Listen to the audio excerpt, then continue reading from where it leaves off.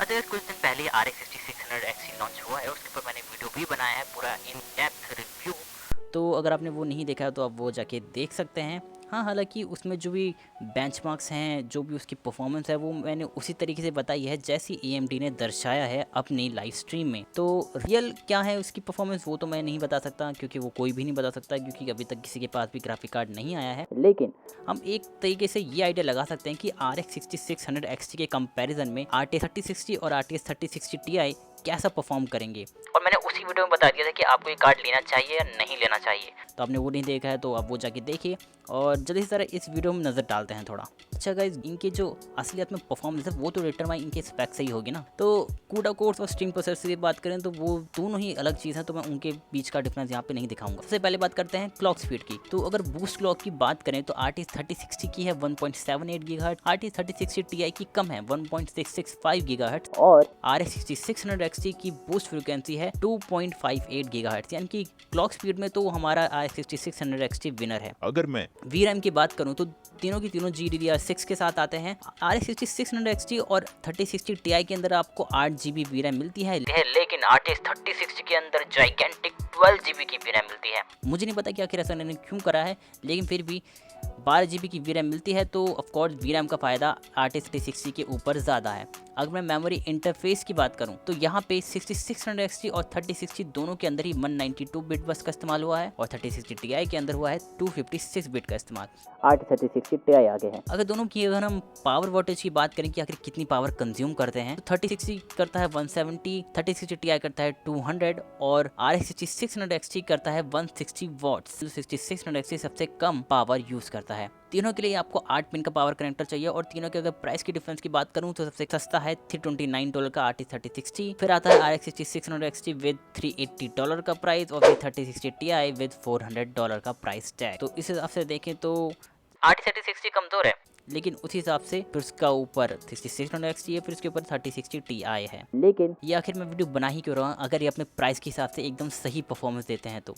वो नहीं देते। अब मेन बात यह कि आखिर जब तक ग्राफिक कार्ड आया ही नहीं है तो आखिर मैं कंपैरिजन कैसे दिखा रहा हूँ। तो देखो गाइस, ये मैंने बहुत ज़्यादा इंटरनेट पे सर्च मारा है हर किसी के बेंचमार्क्स, और उसके हिसाब से मैंने बहुत ही मुश्किल से मेरे को 3 गेम मिल पाए जिसके बेंचमार्क्स मैं आपको बता सकता हूँ, जो कि एकदम सही हैं मेरे हिसाब से।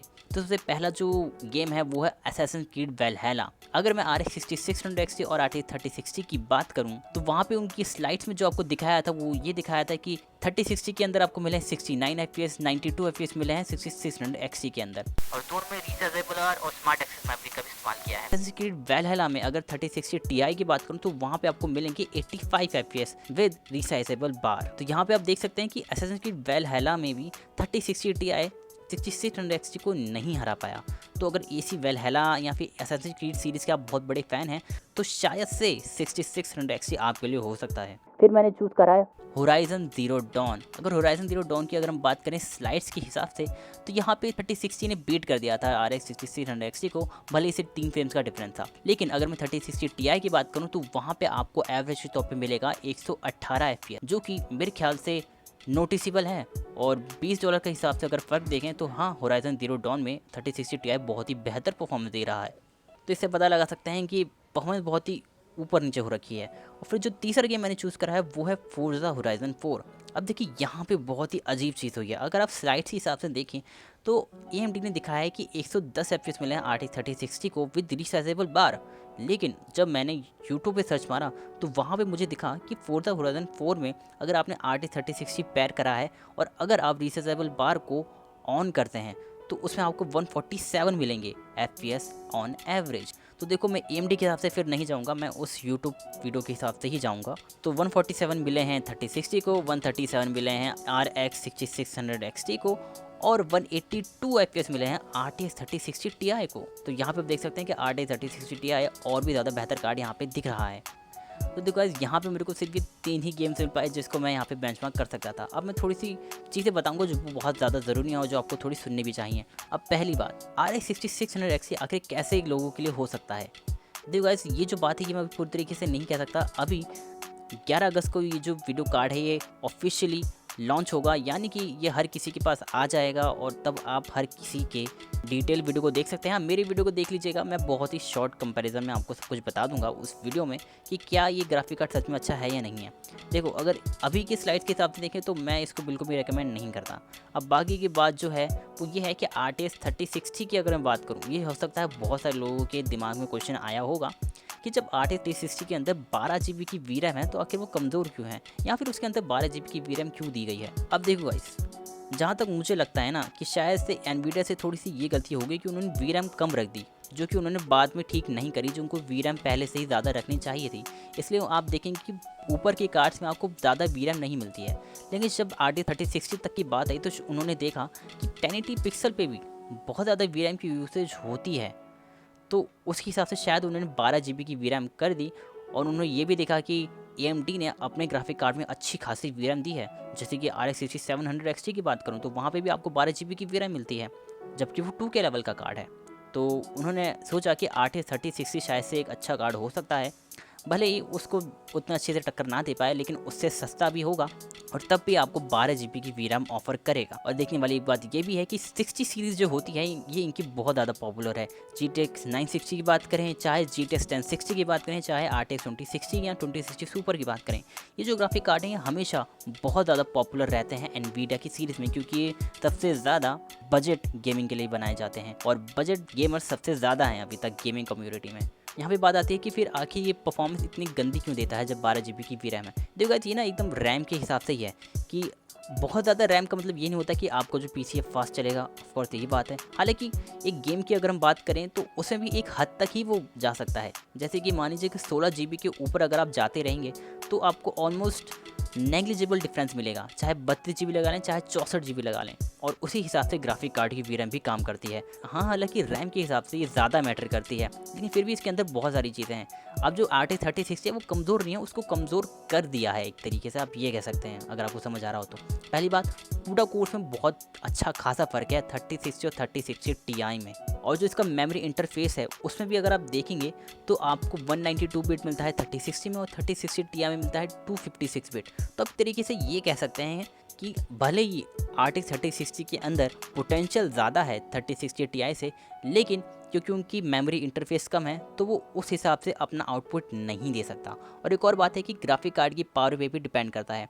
मान लीजिए अगर RTX 3060 Ti की जो पावर कंजम्पशन है वो 200 के बजाय 150 वाट्स होती, तो जो 3060 Ti है वो थोड़ा और कमज़ोर चलता। अब यहाँ पे आखिरी बात कि अगर AMD का ग्राफिक कार्ड आपको मिलता है अपने प्राइस के हिसाब से, तो क्या वो आपको ख़रीदना चाहिए या नहीं ख़रीदना चाहिए। अभी तक AMD ने ऑफिशियल इंडियन प्राइसिंग तो शायद से नहीं बताई है, मैं देख रहा था, मुझे अभी कहीं पे भी दिख नहीं रही है।